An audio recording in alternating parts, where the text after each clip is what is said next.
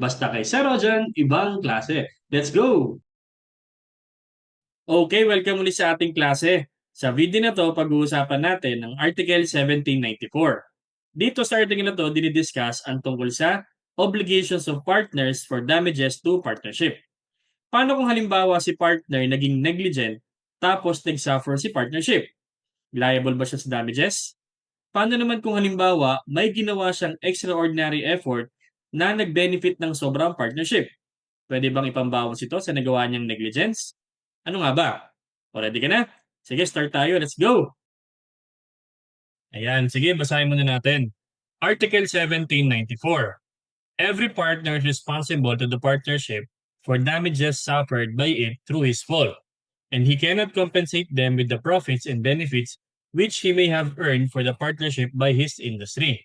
However, the courts may equitably lessen this responsibility if through the partner's extraordinary efforts, unusual profits have been realized. So this is equitably. Yan, equitably. So sinasabi sa 1794 na may obligasyon ang isang partner sa mga damages na nasuffer ng partnership dahil sa kanyang kapabayaan. So, obligation of partners for damages to partnership. Yan. So, again, obligasyon ng bawat partners na siguraduhin na mabe-benefit ang partnership at dapat hindi siya negligent or kailangan nag-exercise siya palagi ng diligence of a good father for family to make sure na hindi napapabayaan or nagsasuffer ang partnership. Kasi pag nagkaroon ng damages yan at kasalanan niya, liable siya doon. Kasi general rule din naman, ang general rule natin, any person guilty of fraud or negligence shall be liable for damages. So any person guilty of negligence or fraud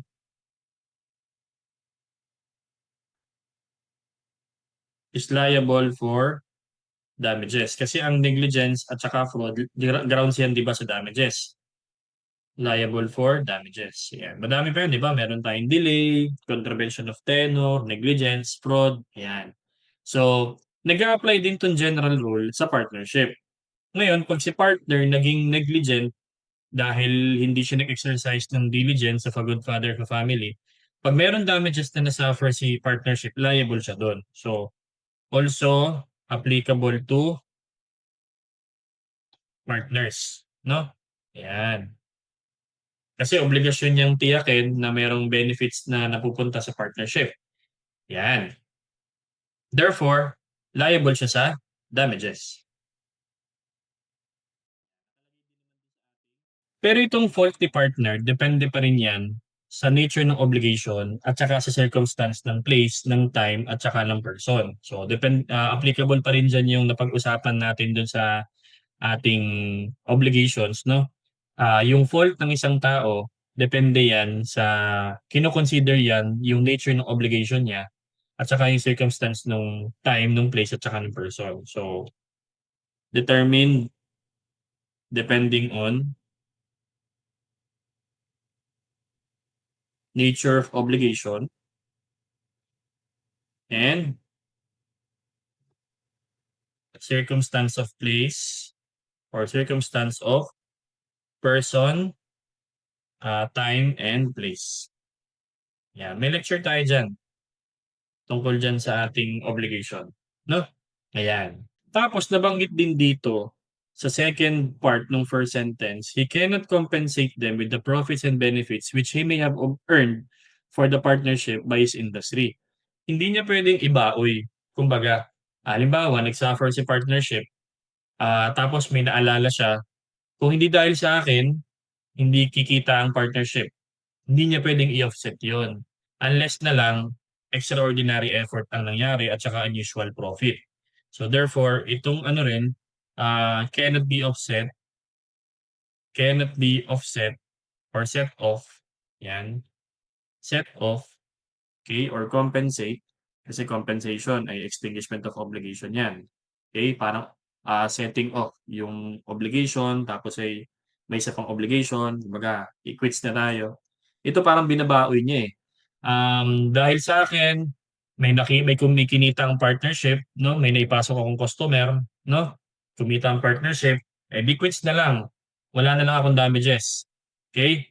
Cannot be set off or compensate with profits and benefits earned earned for the partnership by him. Yan, kumbaga siya yung naging dahilan kung bakit kumita ang partnership. Eh, hindi niya puwedeng ibaon yun. Unang-una kasi obligasyon ng partners na humanap ng paraan para kumita ang kanilang partnership, okey? Otherwise 'pag hindi niya ginagawa yun, nagiging negligent siya sa kanyang trabaho, pinapabayaan niya yung pagiging partner niya, 'yan. Pero again, still kailangan mo pa ring siguraduhin na hindi niyo napapabayaan ang partnership ninyo, okey? So, obligation of partner to secure benefit, 'yan, to secure benefit for the partnership.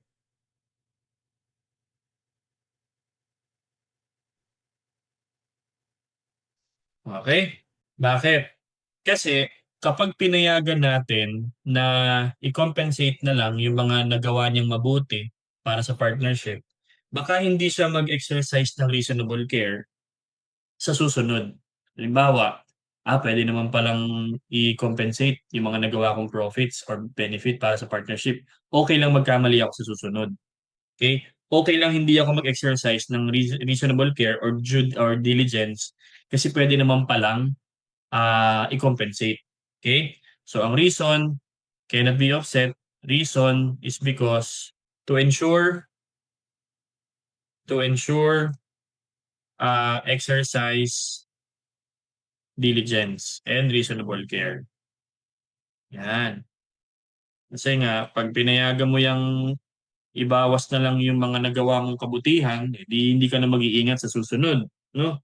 Baka naman mapabayaan or, um malagay sa panganib mong partnership. Kaya again, hindi puwedeng i-offset or set off or compensate yung damages sa mga profits na nagawa mo para sa partnership. Except na lang, so exception, except if due to extraordinary effort, nagkaroon tayo ng unusual profit. Yun talagang sobrang profit ano, kakaibang profit. Unusual profit is realized. 'Yan. Have been realized. So, sinasabi naman sa last sentence natin, iko-consider ng court, si court ang magko-consider, hindi yung mga kapwa partner. So, si court ang magko-consider kung puwedeng bawasan yung damages dahil sa nagawa niyang extraordinary efforts, okey? So, court will determine. Anyway, sila rin naman ang nagsasabi kung magkano ang damages ang babayaran.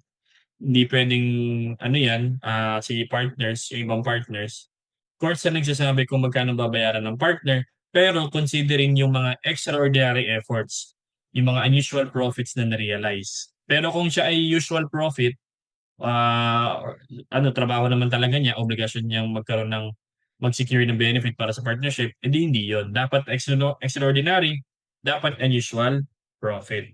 Okey? O halimbawa, nagtayo ka ng merchandising business, okey? Kasama ang isang partner. So halimbawa AB, nagtayo ng partnership, okey? 'Yan, nagtayo ng partnership, AB partnership. Tapos si A, um, nakaisip ng iba pang puwedeng ibenta para dun sa kanilang merchandising. So halimbawa, sila ay supermarket, 'yan, nagtayo ng supermarket, okey? Tapos si A, um, without consulting B, bigla siyang nagkusa na bumili ng isa pang product na bago para ibenta nila. Tapos hindi naman pumatok, hindi siya nabenta 'no, kaya nagkaroon ng losses ang partnership. Dahil dun, hindi siya nag-exercise ng diligence or ng reasonable care, puwede siyang magkaroon ng damages. And kung magkano man yung damages, that will be determined by the court. Ngayon, hindi puwedeng sabihin ni A Ako naman ang dahilan kung bakit kumikita ng malaki ang partnership. Hindi naman si B. Ako talaga.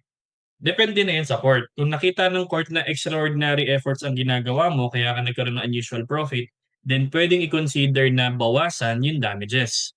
Pero kung hindi nakita ng court yan, na extraordinary effort, ayan, hindi pwedeng bawasan. So, depende na yan sa decision ng korte kung ano yung magiging mitigation ng inyong liability. Okay? Ayan. So, yun, dito nagtatapos yung 1794. It talks about the obligation of partners in case nagkaroon ng damages sa partnership dahil sa kanyang ginawa. General rule, kahit sinong taong guilty ng negligence or fraud ay liable sa damages, so applicable din siya sa partnership. Kapag si partner may nagawang damages sa partnership, liable siya para doon. Pero depende na yan sa nature ng obligation, sa circumstance ng place, time, at saka ng person. Hindi niya rin pwedeng gamiting reason yung mga nagawa niyang mabuti or profits na naipasok niya sa partnership dahil obligasyon naman talaga ng partners na mag-secure ng benefit for the partnership. Ang reason ay para masigurado na palagi nag-iingat ang mga partners. Kasi kung pinayagan na i-compensate yan, edi pwedeng hindi siya mag-ingat sa susunod. Okay? With regards to the damages as to how much, depende yun sa court, pero pwedeng bawasan kung merong extraordinary effort na ginawa na humantong sa unusual profits. Okay? So I hope meron ako nadagdag sa inyong bagong learning na magagamit ninyo sa inyong mga klase. Kung medyo mayroon kang hindi naintindihan, like ulitin mo yung lecture natin, I'm sure makukuha mo rin yan. And lagi sinasabi sa inyo, mag-aaral kayo mabuti, mag-ingat palagi at laging tatandaan, ibang klase ka. Bye-bye!